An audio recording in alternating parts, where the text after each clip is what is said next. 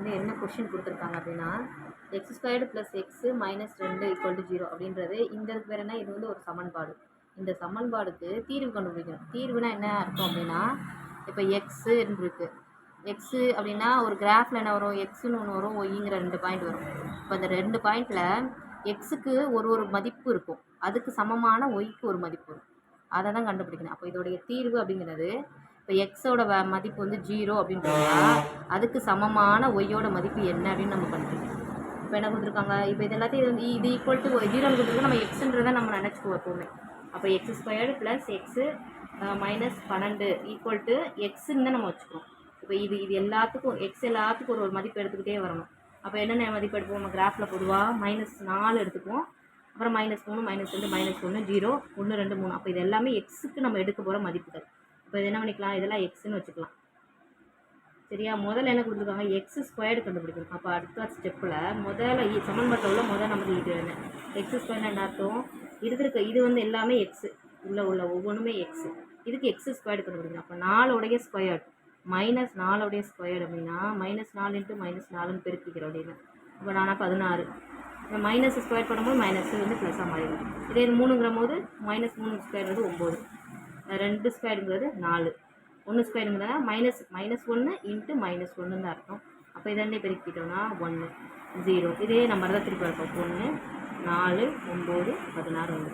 அடுத்த கொஸ்டின் என்ன கொடுத்துருக்காங்க, ப்ளஸ் எக்ஸு அப்படின்னா என்னென்னா எக்ஸை திருப்பி எழுதிக்கிறோம். இப்போ ஒருவேளை 2x அப்படி வந்துச்சுன்னா என்ன பண்ணுவோம், இந்த எக்ஸோட கொண்டு போய் 2 பெருக்கி எழுதும். இங்கே வெறுமனே எக்ஸ்லாம் கொடுத்துருக்காங்க, அப்போ எக்ஸ் அப்படியே எழுதிக்கிற வேண்டியதான்.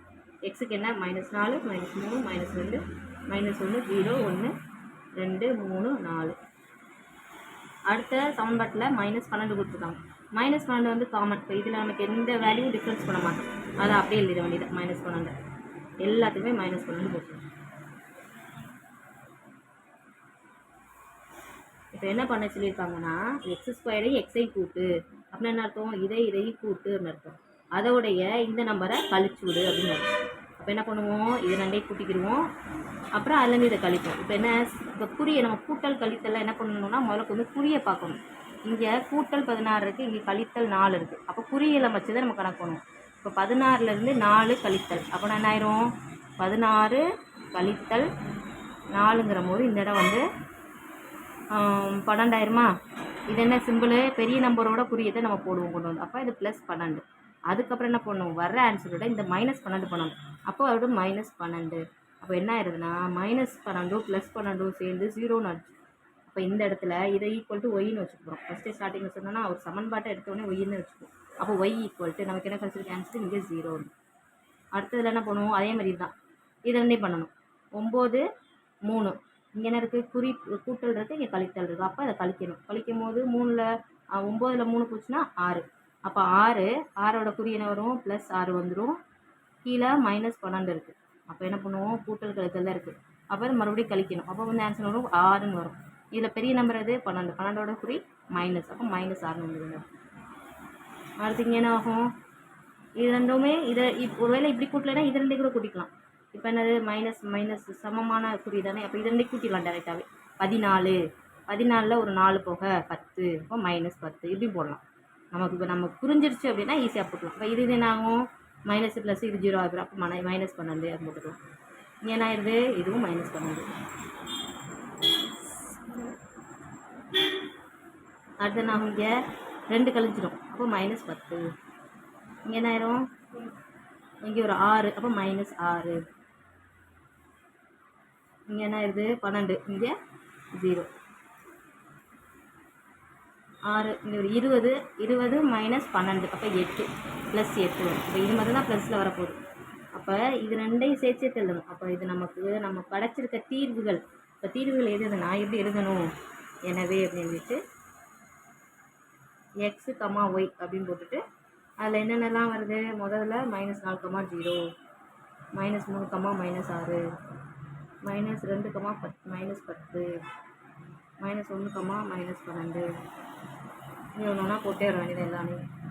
0, -12 1, -10 4, -6 9, 0 16, 8. அப்போ இதை வச்சு தான் நம்ம என்ன பண்ணுவோம்னா கிராஃபை போடுவோம். இப்போ வந்து இப்போ இந்த விஷயம் எல்லாமே நான் வந்து புரியுதுக்கான்னு எழுதியிருக்கேன். இதெல்லாம் கொண்டு வந்து நம்ம நம்ம டெஸ்ட்டில் வந்து எழுதிடக்கூடாது. இந்த குறிக்கிறது இந்த மாதிரி எந்த குறியெல்லாம் போடக்கூடாது. நமக்கு இந்த பாயிண்ட்டை கண்டுபிடிச்சிட்டோமா, இந்த பாயிண்ட்டை கொண்டு போய் நம்ம கிராஃபில் வந்து வரைய வேண்டியதான். கிராஃப் வரைய தெரியும் எல்லாத்துக்குமே. இந்த கிராஃப் ஷீட்லாம் கண்டுபிடிக்கிறது இந்த அப்படி மெஷர் பண்ணிக்கணும். முடிச்சு இப்படி மடித்தோம்னா இந்த பாயிண்ட் வந்து சென்டர் பாயிண்ட் கிடச்சிடும்.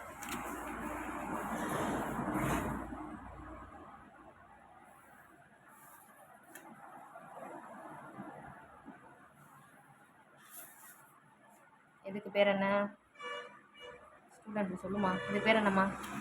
இதுக்கு பேர் எக்ஸ். இந்த சைடு வந்தால் எக்ஸ் டேஷ். இதுக்கு பேர் ஒய். இந்த பக்கம் ஒய் டேஷ். மையப்புள்ளி 0 ஆயிரும். இங்கே 1 2 3 4. நான் 4 வரைக்கும் தான் போட்டிருக்கேன். நான் 4 போடுறேன். 6. இது எல்லாத்தையும் ஃபுல்லாமே கம்ப்ளீட் பண்ணணும். -1 -2 -3 -4 -5 -6.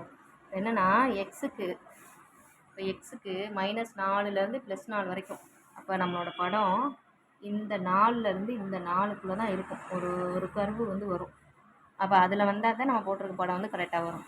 இப்போ இங்கே என்ன வரும்? கீழே வந்து -1 -2 -3 -3 -4 -5 -6 -7 -8 -10 -11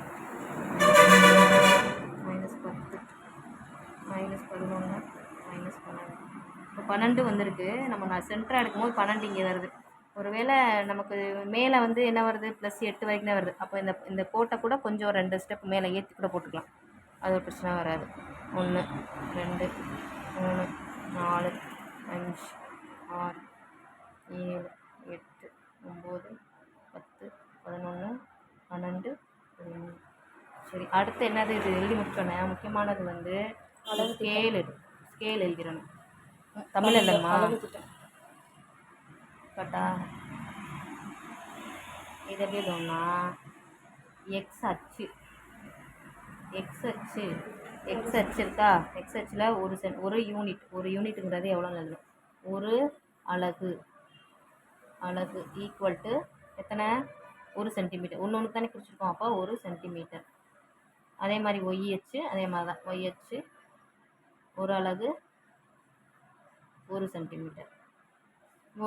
ஒருவேளை இங்கே நிறையா 16லாம் வருது அப்படின்னா 2 எடுத்துக்கலாம். 2 4 6 அப்படின்னு எடுத்துக்கலாம். அப்போ அந்த இடத்துல நான் 2 சென்டிமீட்டர் மாதிரி அந்த மாதிரி போட வேண்டியது. இப்போ நம்ம குறிச்சிருக்க அளவுலாம் என்னது? இந்த பாயிண்ட்டுகளை நம்ம வந்து இப்போ போடணும். இப்போ முதல்ல 4, -0 -4, என்னது? அப்போ இந்த புள்ளி மேலே வரணும், கோட்டுலேயே வரும். அந்த பாயிண்ட்டை போட்டு -4, 0ன்னு எழுதிடணும். முதல்ல வந்து எப்போவுமே இந்த புள்ளி பூராமே நம்ம என்ன வச்சுருக்கோம்? எக்ஸு தான் வச்சுருக்கோம். இப்போ எக்ஸில் தான் முதல்ல கொண்டு போய் பார்க்கணும். ஒய்க்கு ஏறாது, மேலேயும் ஏற போகிறதில்ல, கீழே இறங்க போகிறதில்ல. அப்போ தான் அந்த கோட்டு மேலேயே வந்துடும். அப்புறம் -3, -6. -3 இங்கே இருக்குது, 6 இங்கே இருக்குது. இது பார்க்க கொஞ்சம் கஷ்டமாக இருந்துச்சுன்னா அப்படி ஸ்கேலை கூட வச்சுட்டு -3ஐயும் 6ஐயும் கண்டுபிடிச்சிக்க வேண்டியதான்.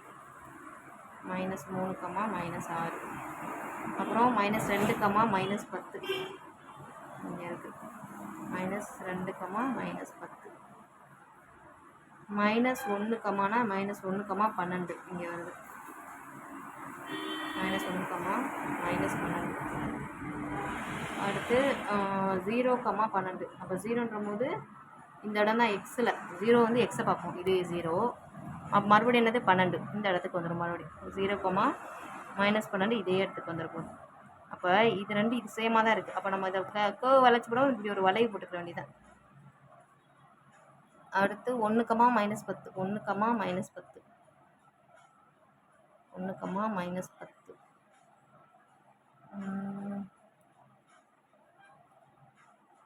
-10 2, அடுத்து 2, -6 2,